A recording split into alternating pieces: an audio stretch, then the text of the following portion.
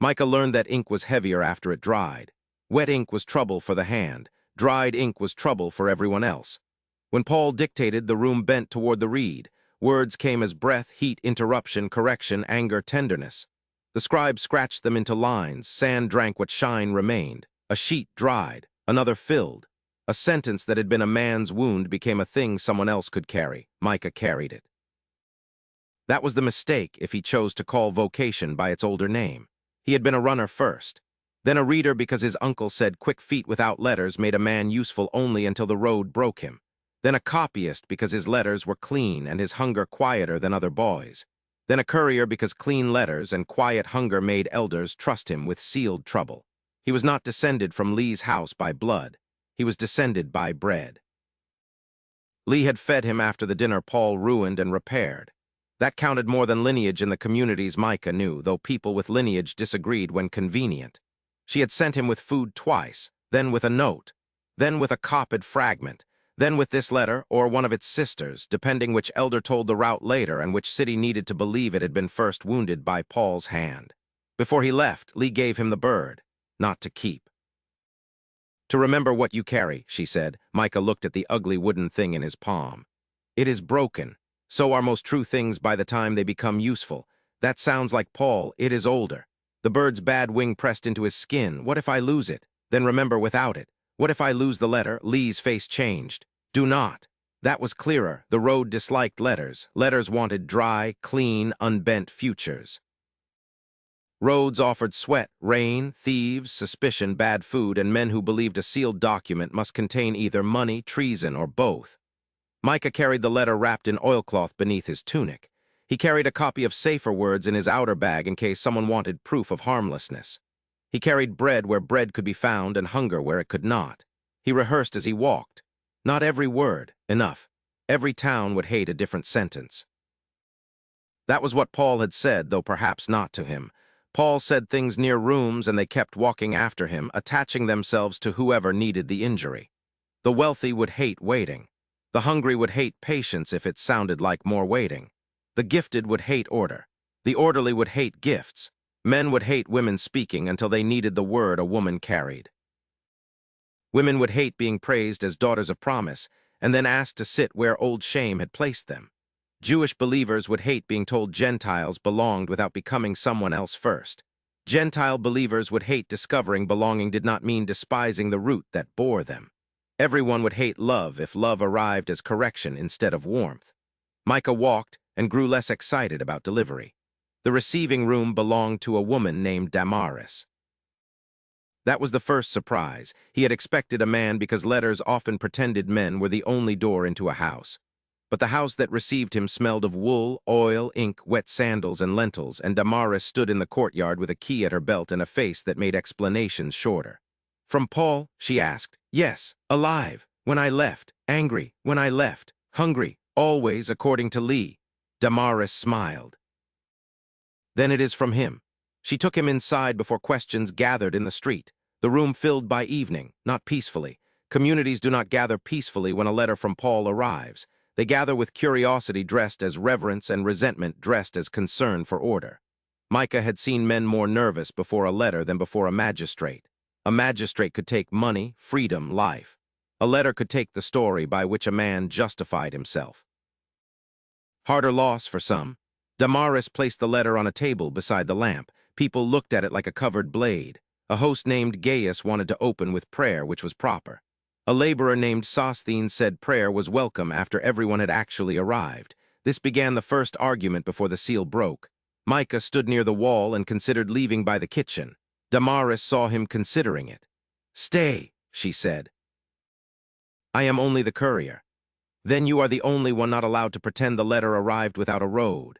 That trapped him with theology. He stayed. The seal broke. The sound was small. The room heard judgment anyway. Damaris read first. Her voice was steady, not dramatic. Good. Dramatic readers make letters about themselves. She gave the words enough weight to walk and not so much that they could not breathe.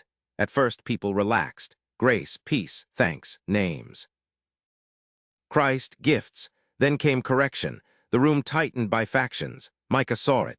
Bodies sorted themselves around sentences. A man who loved Apollos looked injured before the name finished. Another who loved Paul too loudly looked proud until Paul rebuked faction itself and left him nowhere to stand.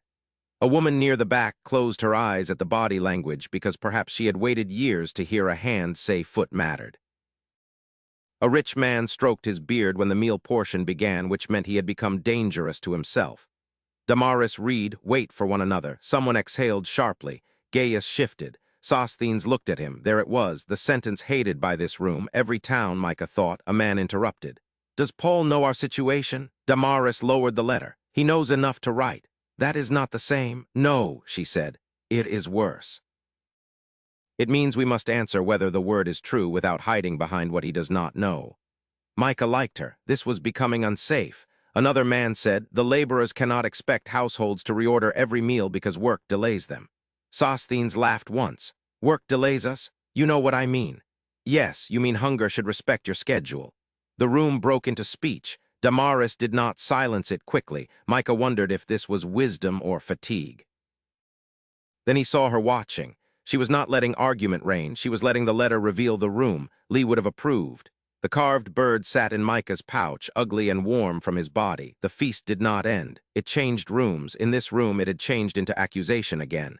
When the argument became circular, Damaris lifted the letter. We continue. We have not resolved this. Paul has not finished offending us. That worked. Even Gaius smiled unwillingly.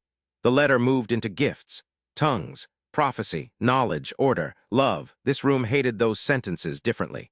A young woman named Junia, not the famous one whose name Micah had heard praised elsewhere, leaned forward when prophecy was read.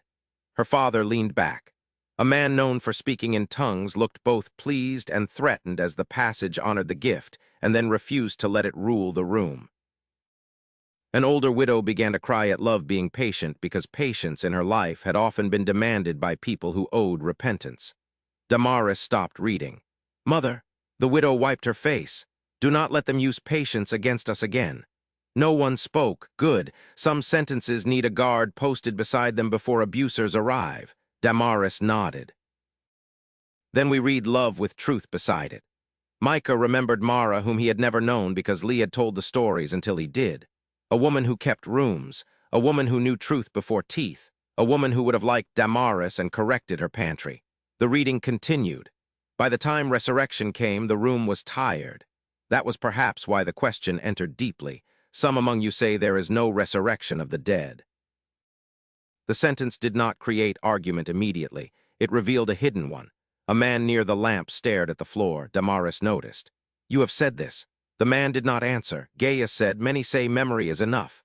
Micah felt the bird press against him though it had not moved. Memory is enough, beautiful, almost dangerous. Damaris looked at the letter, then at the room. If memory were enough, she said, Paul would be easier to endure. No one laughed. Not because it was not funny, because it was too true. She read the resurrection section slowly. Received, passed on, died, buried, raised, appeared, Cephas, the 12, more, James, all, last, Paul. Micah had copied those words once and felt the list as weight, not poetry, testimony. Names like stones placed so grief could cross water without pretending water was land. The man near the lamp looked up. I do not know if I can believe bodies rise. Damaris did not answer quickly. Good. Quick answers around graves are usually vanity. Then do not pretend, she said, but do not call memory enough until you have asked the dead whether they agree.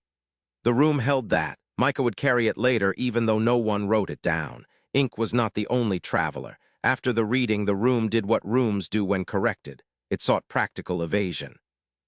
Who would change meal order? What if patrons withdrew?